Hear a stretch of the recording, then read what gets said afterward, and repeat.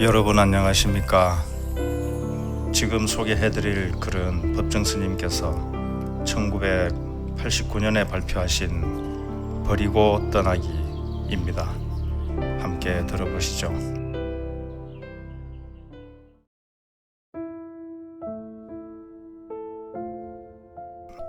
버리고 떠나기. 들가에 서 있는 후박나무가 마지막 한 입마저 떨쳐버리고 빈 가지만 남았다. 바라보기에도 얼마나 홀가분하고 시원한지 모르겠다. 이따금 그 빈 가지에 박새와 산까치가 날아와 쉬어간다. 부도 앞에 있는 벚나무도 붉게 물들었던 잎을 죄다 떨구고 묵묵히 서 있다. 우물가 은행나무도 어느새 미끈한 알몸이다. 잎을 떨쳐버리고 빈 가지로 묵묵히 서 있는 나무들을 바라보고 있으면 내 자신도 떨쳐버릴 것이 없는지 되돌아보게 된다. 나무들에 견주어 볼 때 우리 인간들은 단순하지 못하고 순수하지 못하며 건강하지도 지혜롭지도 못한 것 같다. 그저 많은 것을 차지하려고만 하고 걸핏하면 서로 미워하고 시기하면서 폭력을 휘두르려 하며 때로는 한 치 앞도 내다보지 못한 채 콕 막혀 어리석기 짝이 없다. 오늘 오후 옷깃을 여미게 할 만큼 바람끝이 쌀쌀하고 잔뜩 찌푸린 날씨였다. 산을 오르기로 했다. 산에 사는 사람이 산을 오른다고 하니 이상하게 들릴지 모르지만 산속에서도 오를 산은 얼마든지 있다. 그래서 첩첩산이라고 하지 않던가. 뒷등성이로 올라 오리나무 숲을 찾아갔다. 오리나무 숲도 잎들을 어지간히 떨쳐버리고 옹기종기 모여 겨울 채비를 하고 있었다. 헐헐 벗어버린 나목의 숲속을 거닐고 있으면 이상하게도 아주 포근하고 따뜻하게 나무들의 체온이 다가선다. 잎을 무성하게 달고 있을 때는 그런 걸 느낄 수 없었는데 빈 가지로 서 있는 나무들에게서 도리어 따뜻함을 감촉할 수 있다. 사람도 마찬가지일 것이라는 생각이 든다.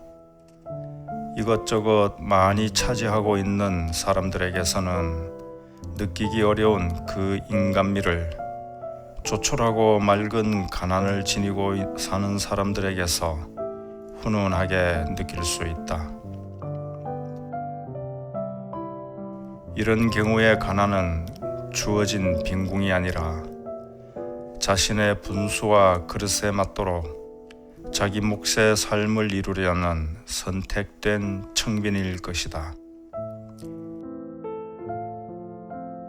주어진 가난은 악덕이고 부끄러움일 수 있지만 선택된 그 청빈은 결코 악덕이 아니라 미덕일 수 있다.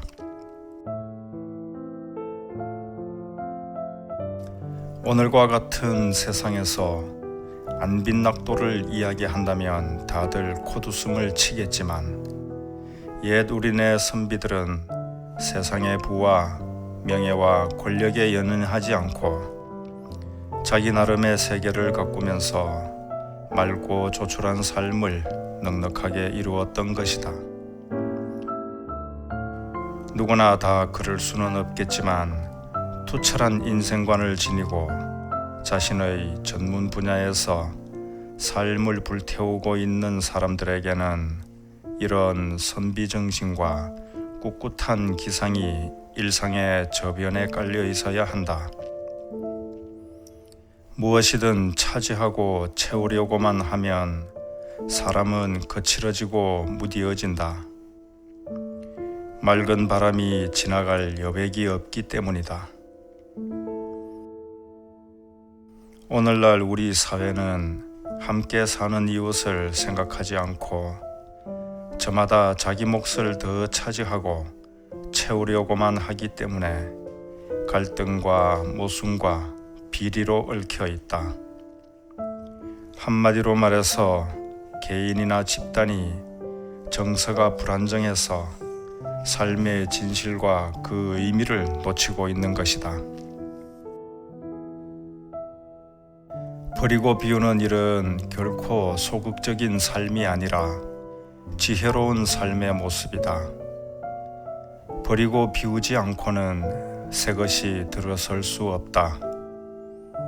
그러므로 차지하고 채우는 것은 어떤 의미에서 침체되고 묵은 과거의 늪에 갇히는 것이나 다름이 없고, 차지하고 채웠다가도 한 생각 돌이켜 미련 없이 선뜻 버리고 비우는 것은 새로운 삶으로 열리는 통로다. 만약 나뭇가지에 묵은 잎이 달린 채 언제까지나 떨어지지 않고 있다면 계절이 와도 새 잎은 돋아나지 못할 것이다. 새 잎이 돋아나지 못하면 그 나무는 이미 성장이 중단되었거나 머지않아 시들어버릴 병든 나무일 것이다. 소나무, 향나무, 대나무와 같은 상록수도 눈여겨 살펴보면 계절이 바뀔 때마다 묵은 잎을 떨구고 새 잎을 펼쳐낸다. 늘 푸르게 보이는 것은 그 교체가 낙엽수처럼 일시적이 아니고 점진적이기 때문이다. 잎이 말끔히 져버린 호박나무와 은행나무는 그 빈자리에 내년에 틔울 삭을 벌써부터 마련하고 있다. 이런 현상이 바로 생태계의 자연스러운 리듬일 것이다. 이런 리듬이 없으면 삶은 지루하고 무료하고 무의미해진다. 이래서 자연은 우리에게 위대한 교사다. 그런데 유달리 우리들 인간만이, 특히 요즘에 우리들만이 자연의 질서를 등지고 거역할 뿐 아니라 도리어 파괴하려고 드는 데 원초적인 문제가 있다. 가을이 지나가고 겨울이 오는 것을 단순히 계절의 순환으로만 받아들여서는 안 될 것이다. 비본질적인 삶의 부스러기들을 털고 버림으로써 본질적인 삶을 이룰 수 있다는 암시요 계시로도 받아들일 수 있어야 한다. 자연의 교사로부터 배우려면 따로 학습이나 예습이 필요 없다. 더구나 과외 공부 같은 것은 도리어 방해가 된다. 그저 아무 생각이 없는 빈 마음으로 묵묵히 바라보기만 하면 된다. 그리고 흙을 가까이 하면서 나무들을 매만지고 쓰다듬으며 가지 끝에 열려있는 하늘을 이따금 쳐다보아야 한다. 하늘은 툭 트인 무한한 우주 공간을 우리에게 안겨줌으로써 어느 국지에 매달리거나 안주하려는 그 집착으로부터 벗어나게 한다. 우리들 삶의 현장에 막힌 벽만 있고 툭 트인 공간이 없다면 인간의 의식은 생기를 잃고 이내 시들어버릴 것이다. 여백은 이래서 본질을 새롭게 인식하게 해준다. 의식의 개혁이란 이미 있는 것에 대한 변혁이 아니라 그 공간과 여백에서 찾아낸 새로운 삶의 양식이다. 의식의 개혁 없이 새로운 삶은 이루어질 수 없다. 잎이 져버린 오리나무 숲에서 이런 가르침을 들으면서 아주 신선한 오후의 한때를 보낸 것은 오늘 하루 내 삶의 보람이 아닐 수 없다. 나무 줄기를 쓰다듬으니 거칠거칠한 그 속에서도 여리디 여린 부드러움이 있다. 거칠고 살벌한 이 풍진 세상에서도 우리 안에는 원천적으로 여리고 부드러움이 내재되어 있다는 소식일까? 산마루에 올라 첩첩이 쌓인 먼 산을 바라본다. 아래서 올려다볼 때와는 달리 시야가 툭 트이니 내 마음도 트이는 것 같다. 보다 멀리 내다보려면 다시 한층 더 높이 올라가라는 옛말이 실감이 간다. 우리 옛 그림에 선비가 언덕에 올라 뒷짐을 지고 멀리 내다보는 풍경이 들어있다. 얼핏 보면 무료하게 보일 수도 있지만 유심히 보면 그 안에 삶의 운치와 여유와 지혜가 들어있다. 도시의 빌딩에서 내다보이는 전경은 또 다른 빌딩일 뿐이다. 도시에는 여백이 별로 없이 그저 빽빽이 들어찬 과밀 뿐이다. 따라서 삶의 여백 또한 지니기 어렵다. 여백이 없는 사유는 자칫 환상이나 망상으로 치닫기 쉽다. 도시의 온갖 범죄도 이런 데서 연유되지 않을까 싶다. 공간이나 여백은 그저 비어있는 것이 아니다. 그 공간과 여백이 본질과 실상을 떠받쳐주고 있는 것이다. 일상의 소용돌이에서 한 생각 돌이켜 선뜻 버리고 떠나는 일은 새로운 삶의 출발로 이어진다.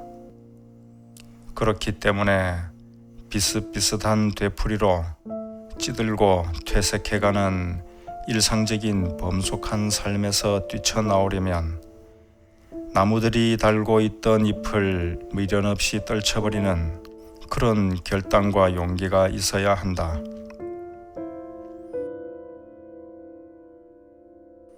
한 해가 기우는 마지막 달에 자기 몫의 삶을 살고 있는 우리는 저마다 오던 길을 한 번쯤 되돌아볼 수 있어야 한다.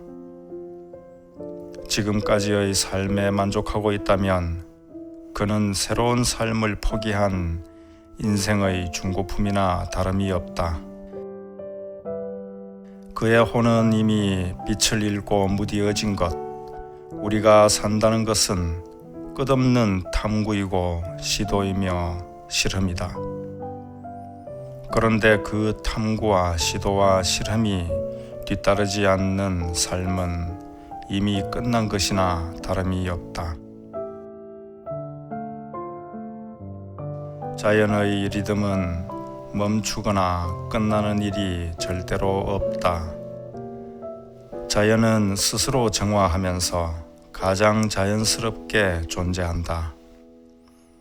우리 인간도 먹는 것, 입는 것, 생각하고 활동하는 것, 대인관계 등의 억지나 과시나 허세가 없이 지극히 자연스러워야 한다. 자연스러움이 곧 건전한 삶을 이룬다. 이제 나는 자취 생활이 지겨워 우선 묵은 둥지에서 떠나보기로 했다. 올겨울은 히말라야의 고장으로 찾아가 새로운 삶을 시작해보고 싶다. 내 삶은 그 누구도 아닌 내 자신이 가꾸어 나가야 하기 때문이다.